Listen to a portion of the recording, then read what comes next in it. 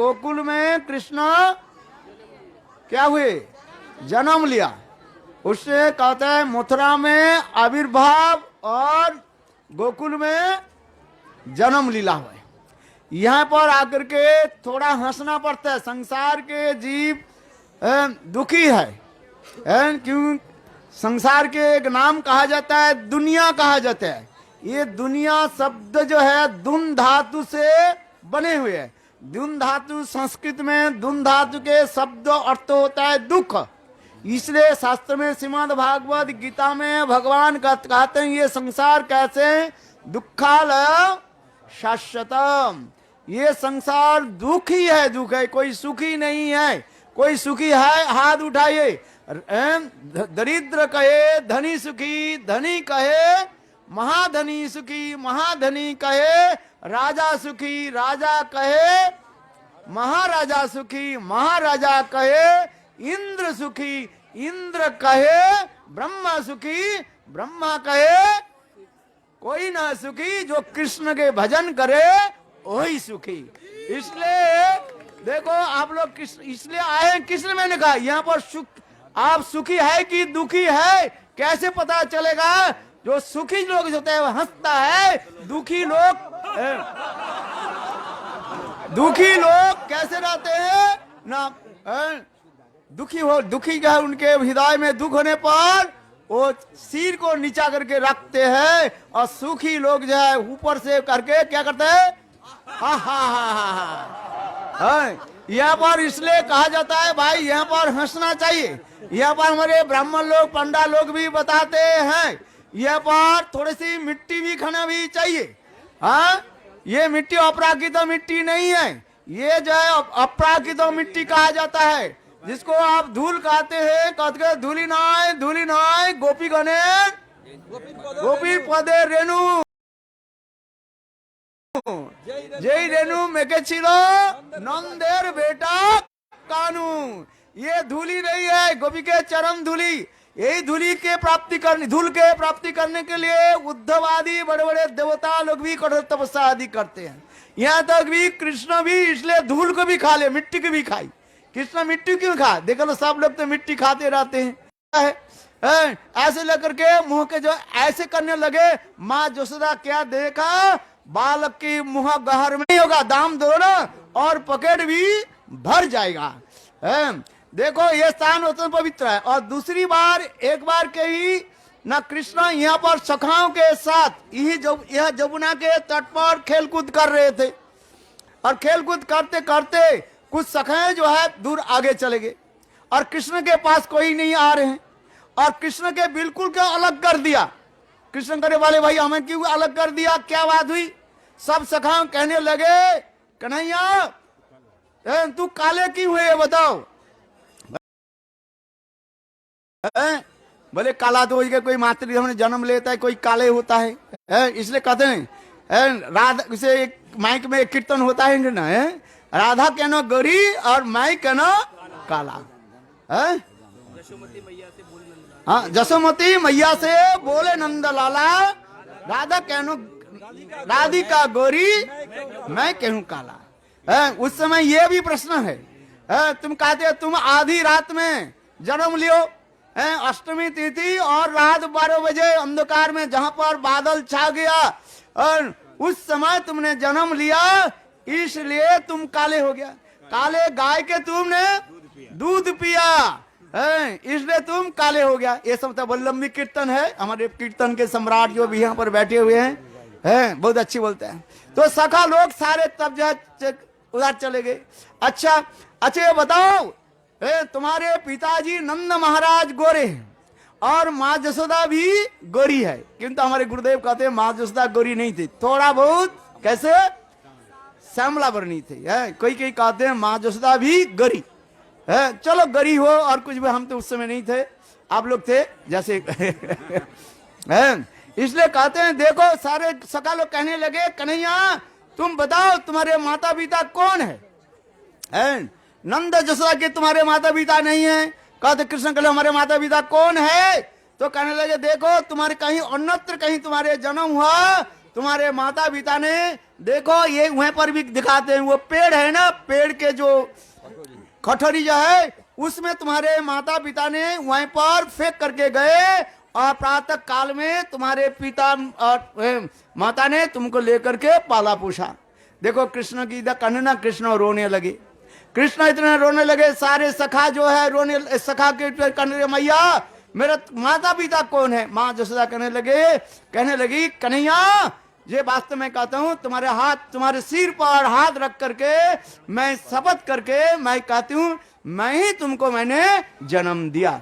तो ये सखा लोग तुमके वो चिढ़ाते रहते हैं, वास्तव तुम हमारी माता पिता हो, ये समझते लीला हुई। और विशेष करके ब्रह्मांड घाट में जो लीला है, और एक लीला जो मैंने पहले बताया, जब कृष्ण जब 2-3 महीने के थे, माँ जसोदा के उन्होंने ब्रह्मांड को दिखाया अपने मुखागार में। और दूसरी बार यहाँ पर है, खोल बेटा, हाँ सब मुख खोलो, थोड़ा तो मुख खोलो को, अरे यहाँ पर नहीं मुख नहीं खोलोगे तो संसार में जाकर के मुख खोलना पड़ेगा, झगड़ा करना पड़ेगा। हाँ इसलिए क्या करो, कन्हैया बार बार देखो माँ जसोदा डंडा ले करके बार बार शासन करने लगे आया, और ब्राह्मण के द्वारा मंत्र पाठ करा करके ब्राह्मण के दक्षिणा दी दिए। इसलिए यहाँ पर आकर के मिट्टी खाना चाहिए, यहाँ पर वो मिट्टी बेचते हैं, थोड़ा सा मिट्टी मुंह में लेना चाहिए, और क्या करना चाहिए, हा हा हा हा हा हा हा हा।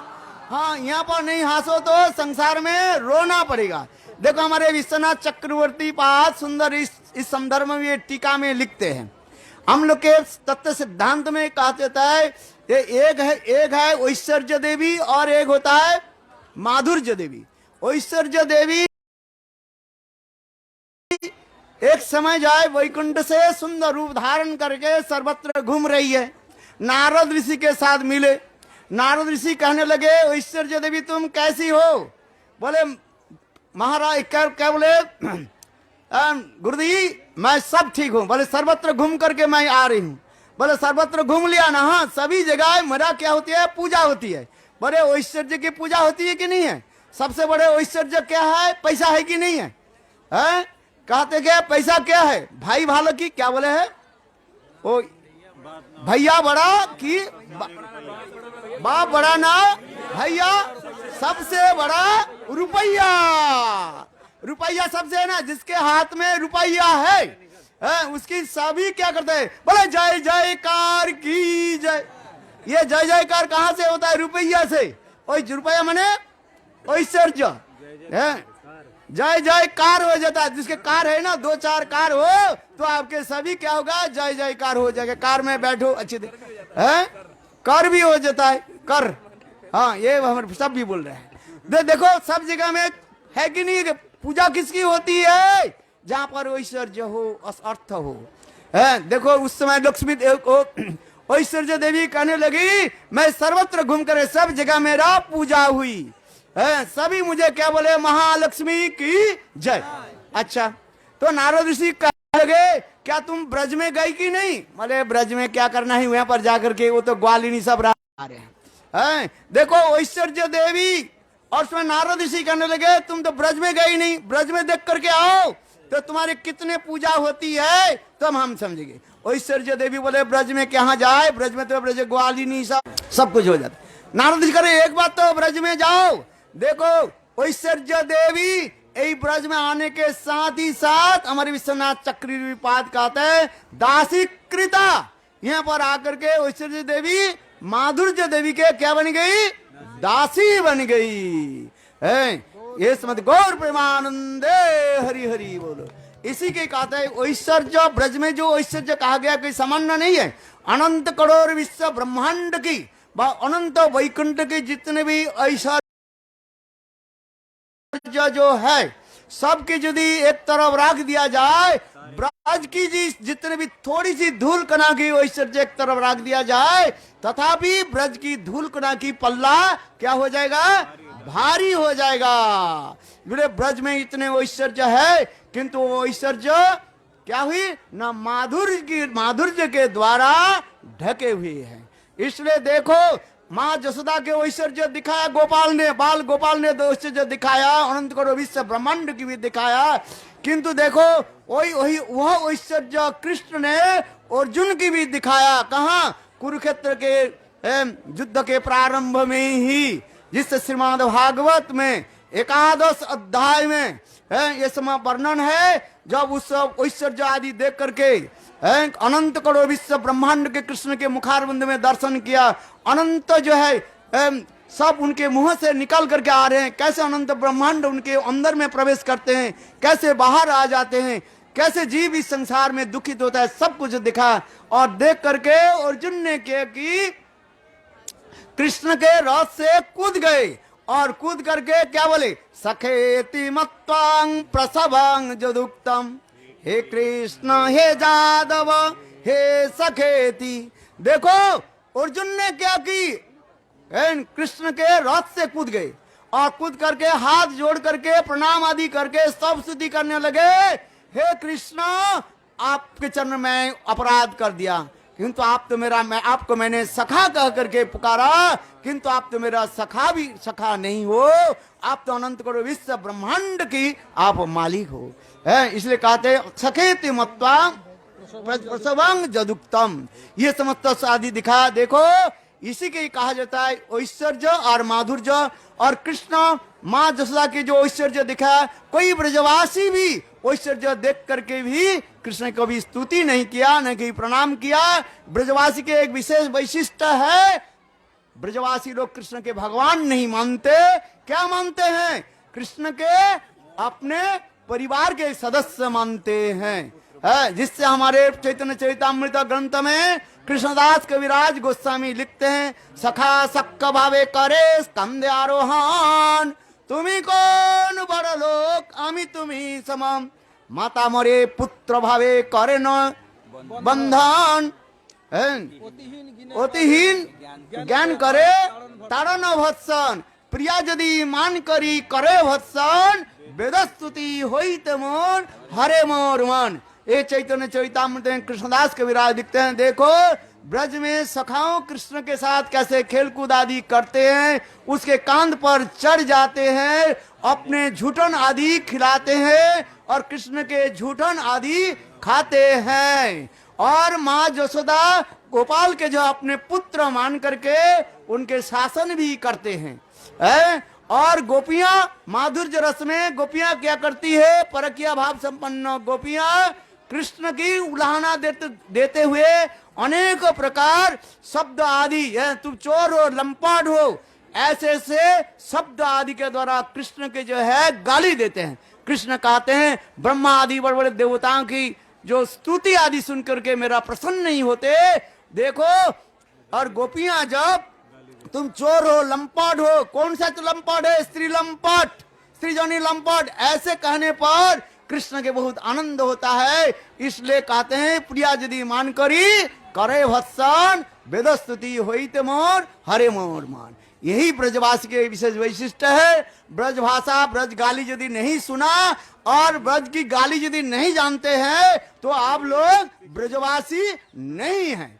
ब्रज में आना तो ब्रज की गाली सुनना पड़ेगा और आपको ब्रज की गाली देना पड़ेगा, तब तो ब्रजवासी है। ब्रज की सबसे गाली अच्छी है, एक शब्द बता देता हूँ, साले साले भेंचोद।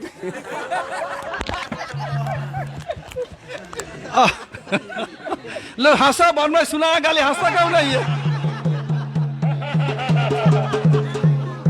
हरे कृष्ण। এখন আমাদের নার্সিংহোমে বাংলায় শোনাবেন। মহারাজ যে গালি শোনালো না, ভিক্ষা যেত অনেক শুনতে হয়েছে, আমিও ভিক্ষা যাই জন্য আপনাকেও অনেক শুনতে হয়েছে। আমরা খুব